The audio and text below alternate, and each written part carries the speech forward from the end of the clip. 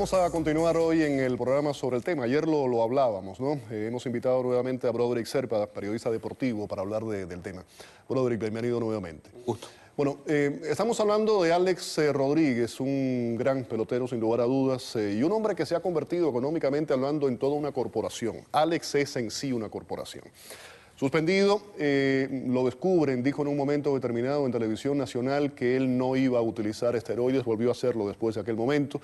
Es el pelotero, como decíamos anteriormente, mejor pagado del mundo. Ahora demanda al sindicato, demanda a Grandes Ligas. ¿En qué se basa todo esto? ¿Y está quemando las naves? Lo primero que hay que decir es que hay una enmienda a la primera demanda que introdujo en octubre. Él había demandado a Bob Selleck como persona individual. ¿En qué se basaba esa demanda? Básicamente el punto aquí era demandándolo por una especie de harassment.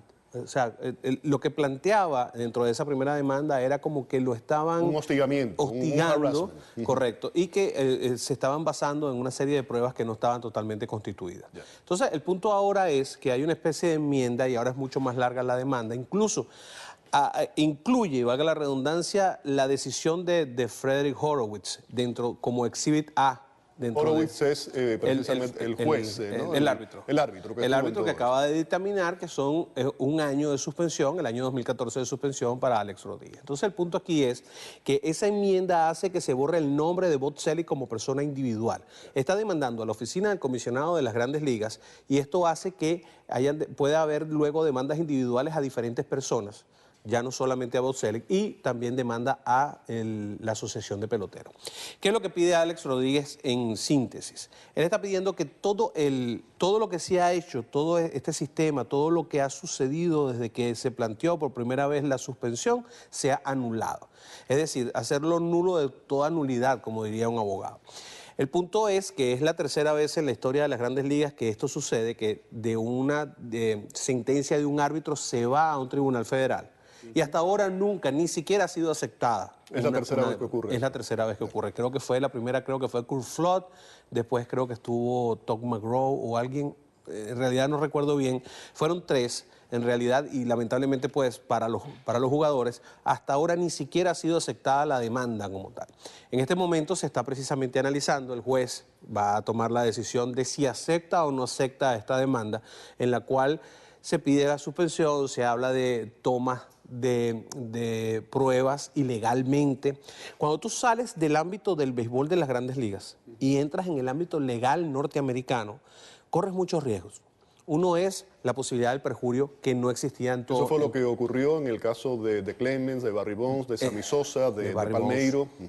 En específico el de Barry Bonds, que al final terminaron declarándolo culpable. El punto aquí es que aquí Alex está corriendo un riesgo tremendamente grande en esto. Luego existen estos casos de la toma de pruebas ilegalmente.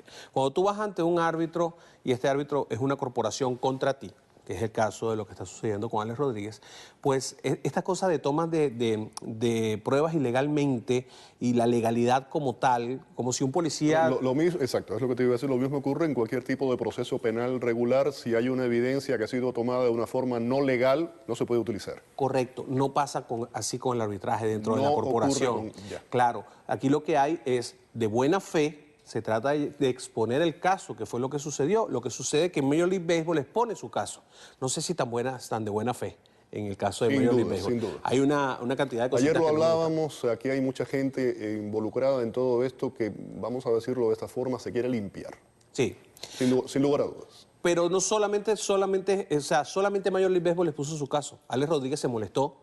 No sé si recuerdas que él solicitó que Bob Selleck fuera citado a comparecer ante este tribunal arbitral y Bob Selleck se negó. Y el árbitro le concedió la posibilidad a Bob Selleck de que se negara. Entonces, Alex Rodríguez se molestó mucho y terminó yéndose del proceso arbitral. Al irse del proceso arbitral, no presentó su caso. Por eso es que yo te decía ayer, todavía no sabemos la historia de Alex Rodríguez completa.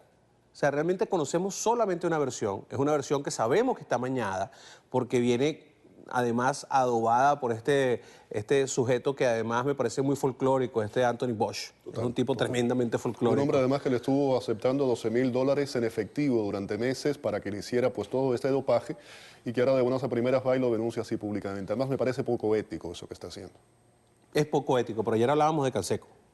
Entonces esto no es una cuestión de ética, esto es una cuestión de la verdad. Yo parto del principio de que aquí lo que tenemos que saber la es la verdad verdad. tú tienes que decirla como anteriormente si te dicen que tienes que testificar, por ejemplo, bajo palabra.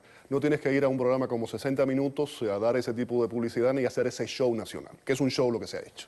Entonces, y eso se está preparando además para escribir un libro que va a vender millones de ejemplares posiblemente en el futuro. y se está buscando perjudicar a Alex Rodríguez, la credibilidad de Alex Rodríguez. Esto es un punto fundamental.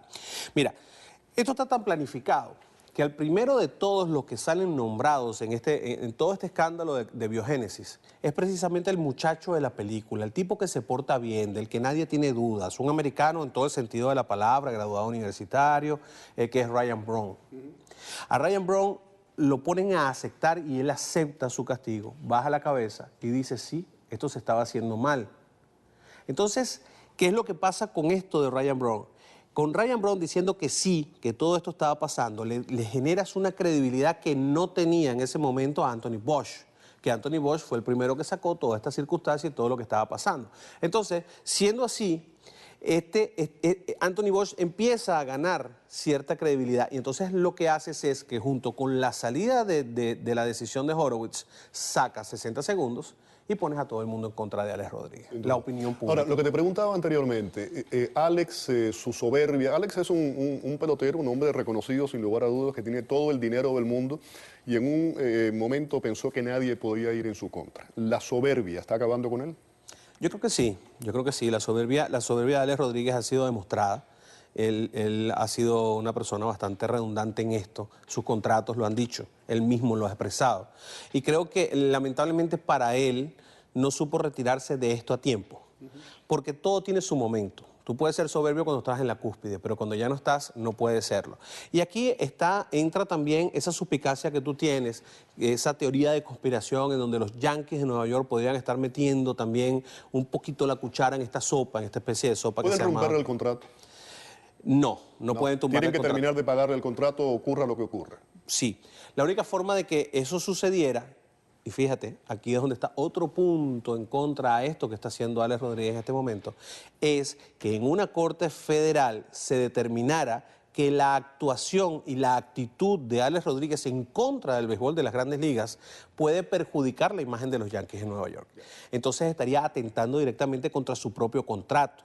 Y ahí entonces veríamos otra cara, ¿no? ¿Sabes algo de...? Se ha revelado recientemente una serie de correos electrónicos internos de una pugna, una guerra que hubo entre Alex Rodríguez, personalmente Alex los enviaban otra vez de sus abogados, y el presidente de los Yankees, de Levine. ¿Sabes algo de eso? Sí, muy poco, pero básicamente el punto ahí, de lo que yo tengo entendido, es que Alex Rodríguez estuvo tratando como de llegar a un acuerdo vía email con Levine, y Levine le cerró las puertas de entrada y se molestó a Alex Rodríguez, y entonces, bueno, ya después Levine sí tuvo alguna controversia con él. Habría que ver cuáles son exactamente los emails para poder decirte hasta dónde llegó. Brother, dijiste algo antes que me dejaste pensando. ¿Crees que todavía Alex tiene cartas guardadas? ¿Hay cosas que no sabemos que él no las ha dicho? El cuento no lo ha contado completo. Dentro de la demanda, son 100 y tantos de páginas, hay una especie de cuento, digamos que mal contado, de Alex Rodríguez, supongo yo que con la idea nada más de que sea aceptada su demanda, para después entonces frente a las cámaras, ya con un juicio público, porque esto es otra cosa, este juicio sería público, a diferencia de lo que es el proceso de arbitraje, y esto también puede ser un punto en donde Alex Rodríguez esté muy interesado en hacer las cosas públicas. Fíjate que a él poner la decisión completa de Frederick Horowitz dentro de su demanda está haciendo público un papel que en cada una de sus páginas, en la parte de arriba dice, esto es confidencial de acuerdo al acuerdo entre peloteros y jugadores de Grandes Ligas. Eso lo dice en cada una de sus páginas, pero a él poner esto como una prueba nos dio a todos la posibilidad de poder leer por primera vez. Legalmente está muy bien asesorado. Sí. Bueno, el bufete de John Tacopina es uno de los bufetes más grandes de los Estados Unidos, y además tiene otros 3 bufetes que están asesorándolo en otras áreas que no tienen que ver con la litigación. Cuéntame un poco el tema del dopaje, cómo funciona, y ahora hay una nueva variedad que muchos científicos dicen que va a ser imposible poder detectarlo. Hay quienes están tratando de decir que sí se puede detectar, Sí. Y otros, los más sinceros, los más honestos, dicen que va a ser muy, muy difícil. Esto es, agarras el ADN, que ya puede ser modificado, y le insertas ciertas ¿cómo se llama?, informaciones dentro del código genético. Ahora mismo, y esto se está usando ya desde hace algún tiempo, incluso se habla de que pudo haber sido utilizado en las Olimpiadas pasadas, se ha hecho alguna modificación del código genético para mejorar la producción de glóbulos rojos. El glóbulo rojo es el que mueve el oxígeno por la sangre. Entonces, aumenta tu capacidad aeróbica de respuesta. Esto muy útil para los corredores de distancia, para sobre todo los ciclistas. Se dice que Lance Armstrong estuvo utilizando cuando esto. se habla de dopaje de esteroides, mucha gente dice que es solamente, mucha gente piensa que es para que el músculo crezca. No solamente es para eso, sino para un mayor rendimiento, para una recuperación más rápida. Sí. Hay toda una serie de factores que están dentro de ese dopaje también. Es que todos los deportes tienen características diferentes. Entonces, evidentemente son 5 variables que tú tienes: la potencia, el poder, la resistencia. Bueno, este mejora un grado sumo tu resistencia aeróbica, que es tu respuesta cuando tienes que utilizar los pulmones en demasía. Entonces, aquí se mueve más rápido el oxígeno. Al moverse más rápido el oxígeno, te mueves más rápido tú. Ahora, ¿qué es lo que pasa? ¿Cómo descubres tú una modificación de tu código genético? Esto lo agarran y te lo meten con una inyectadora en tu ¿cómo se llama?, en la espina dorsal. Te lo meten allí y queda ya insertado en el código genético. Lo meten por vía de un virus, inclusive. Se lo ponen a un virus, esa información, y ese te lo meten. Parece algo de ciencia ficción todo esto, ¿eh? Parece algo de ciencia ficción. Lo más increíble es buscar la forma de que esto pueda ser demostrado. Entonces, estamos llegando a un punto en donde hay ciertos médicos que están diciendo, bueno, mira, vamos a tener que terminar permitiendo que estas cosas se puedan hacer y entender que el ser humano cambia. Y que el ser humano va a ser diferente. Porque incluso tú y yo podríamos, de habérsenos injertado y de haberse modificado el código genético, podríamos ser más grandes, podríamos ser más fuertes o tener una propensión a ser más o menos gordos. Y hay una serie de deportes, y eso lo pudiéramos dejar para otro día, por ejemplo, el levantamiento de pesas, que tradicionalmente se han utilizado pues toda una serie de ayudas al organismo. Y creo, habría entonces que determinar si los deportistas, cuántos juegos, un receptor, por ejemplo, está agachado cuántas horas durante una temporada. 3 horas por un receptor, más o menos está alrededor de unos 100 partidos, no está a 162, pero alrededor de unos 100 partidos. No hay rodillas, 3 horas, 300 horas, rodillas que aguante eso. Pero además tiene que echar otras cosas. Tiene que echar prácticas de bateo, las prácticas de los pitches, los calentamientos. Entonces, mucho de eso sirve también para un mayor rendimiento, una mayor recuperación, para que esa gente pueda jugar más partidos. Y también lo que había que cuestionarse es, ¿se debe permitir parte de esto en los deportistas? No estoy diciendo que deba ser, ¿eh? Creo que es un cuestionamiento que mucha gente tendrá que hacerse y habrá que responder eso. Hay mucha gente que está hablando de que lo que es para reponerse y para curarte más rápido debería ser utilizado. Fíjate que ahora, y vamos a poner el caso del béisbol de las Grandes Ligas porque es el que estamos hablando, tú vas a la lista de incapacitados durante todo el año y te consigues un gentío loco, una cosa tremenda. Los Yankees llegaron a tener hasta 20 peloteros en lista de incapacitados, o sea, era una cosa fuera de contexto. Y eso tiene que ver mucho con que ahora no te puedes recuperar tan rápido. Y hay temor de los peloteros de utilizar ciertas cosas hasta mandadas por los médicos de los equipos. En fin, muchísimas gracias, Broderick, por toda esa información valiosa, y vamos a darle seguimiento en los próximos días a ese tema que me parece muy interesante. Gracias. Seguro que sí. Ahí tenían a Broderick Serpa, periodista deportivo. Vamos a la pausa. Al regreso, en Venezuela Maduro le otorga facilidades a la prensa oficialista e impide el acceso a divisas para la compra de papel a los medios impresos de la oposición. Más adelante, aquí en A Mano Limpia. Un grupo de estudiantes cubanos recién llegados de la isla comenzaron hoy las clases en el Miami-Dade College. Tenemos la información y vamos a conversar al menos con uno de ellos.